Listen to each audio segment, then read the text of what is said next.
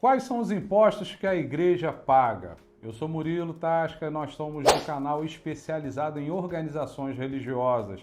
E eu venho falar para você, igreja não paga imposto. Igreja só paga imposto de duas formas. Primeiro, se deixar de ser igreja, o que fala o artigo 150 no seu parágrafo 4º da Constituição Federal. Se desviar a finalidade da igreja, a igreja deixou de ser igreja, se tornou uma padaria, sim, aí ela vai pagar imposto. E a segunda forma é rasgando a Constituição Federal.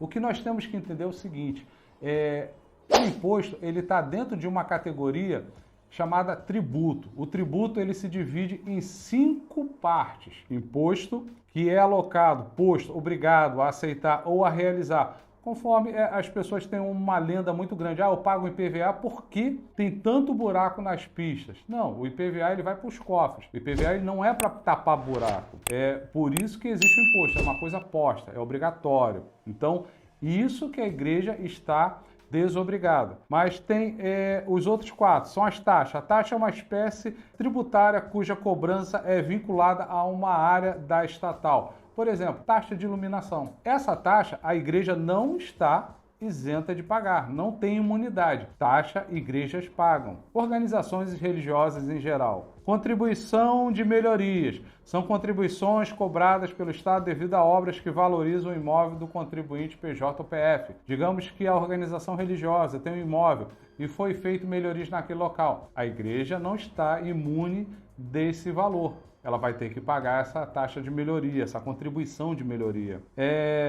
Empréstimos compulsórios. São empréstimos que o Estado pega com o contribuinte de forma obrigatória e devolve conforme estabelecido na lei. A igreja também não tem imunidade sobre isso. Se o Estado precisar ir vir com força de lei, ele vai pegar. E, por fim, as contribuições especiais, que é a patronal do INSS, por exemplo. A igreja não tem imunidade. A igreja, na sua folha de pagamento, no caso estamos falando da igreja aqui, mas são as organizações religiosas, na sua folha de pagamento, aqueles 20% do patronal, a igreja não tem imunidade, ela paga sobre a folha de pagamento. Então existe um mito muito grande nas opiniões públicas, onde diz que a igreja não paga nada. Não, no tributo que é dividido em 5 partes, a igreja tem a imunidade do imposto, por força de lei da Constituição Federal no seu artigo 150. Mas taxas, contribuições de melhoria, empréstimo compulsório e contribuições especiais, a igreja não tem imunidade. Ela vai pagar sim. Então, quanta coisa as organizações religiosas elas contribuem. Eu quero aproveitar e acrescentar um dado aqui que é pouco conhecido. Existe uma pesquisa em andamento que diz que todo o terceiro setor, diga-se, igreja não está no terceiro setor, eu já vou falar sobre isso, mas todo o terceiro setor, que as entidades filantrópicas têm um cunho religioso, estar por trás dessa entidade filantrópica, uma igreja católica, uma igreja evangélica, um centro espírita, enfim, existe uma organização religiosa por trás dessa entidade do terceiro setor sem fins lucrativos, a cada R$1 que o Estado perde com essa entidade sem fins lucrativos, essa entidade sem fins lucrativos devolve ao Estado R$6. Você tem ideia do lucro que o Estado tem, que a sociedade ganha com isso? Então a gente tem que ter muito cuidado com dados falsos, com informações falsas que são levadas no dia a dia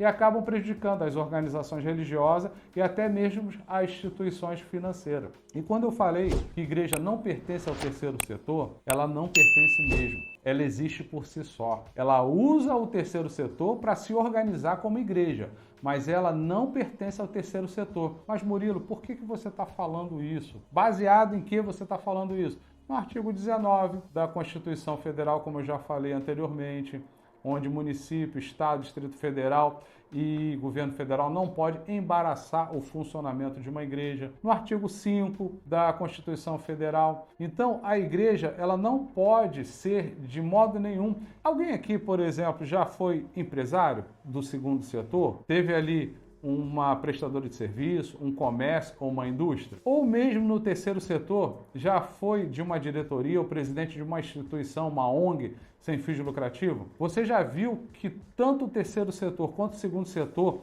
ela só existe se o Estado permitir? Você só existe como um consultório dentário, como uma indústria de papel, como um comércio de construção, material de construção, você só existe se o Estado permitir. Você precisa pedir ao Estado para funcionar naquele local. Você precisa pedir ao Estado que resiste o seu contrato, seu CNPJ e que permita você vender ou prestar serviço. A igreja, ela não precisa disso, porque no momento que o Estado começar a entrar nas organizações religiosas e dizer o que aquela organização pode ou não pode fazer, já deixou de ter a liberdade religiosa. Cuidado para não confundir crença religiosa com liberdade religiosa. Você pode ter crença e não ter liberdade. Só que quando você não tem liberdade religiosa, procure, pesquise. A maioria dos países que não tem liberdade religiosa, a reboque, tem uma série de liberdades que também esse país não tem. Então preserve a liberdade religiosa,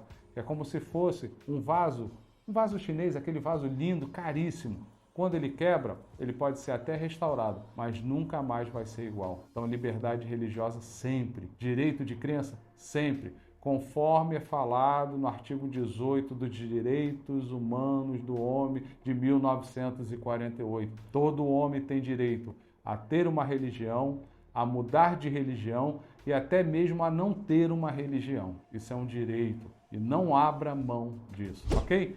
Então, esse é o vídeo de hoje. Quais são os impostos que as igrejas pagam? Imposto? Nenhum. Mas dentro da contribuição existem as taxas, contribuições de melhoria, empréstimo compulsório e contribuições especiais, que é o caso do patronal do INSS, que a igreja não tem imunidade. Deus abençoe você.